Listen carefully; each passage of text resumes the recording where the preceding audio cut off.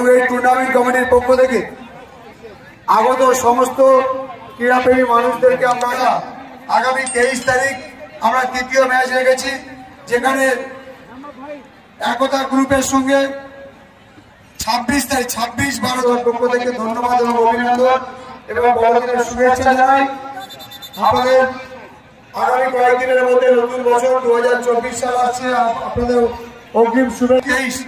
26 তারিখে আমাদের যে খেলা আছে, তৃতীয় খেলা, যেখানে একতা গ্রুপের বিরুদ্ধে খেলবে তমলুক ব্ল্যাক হর্স। যে ব্ল্যাক হর্স গত বছর আমাদের এখানে রানার্স হয়ে গেছে।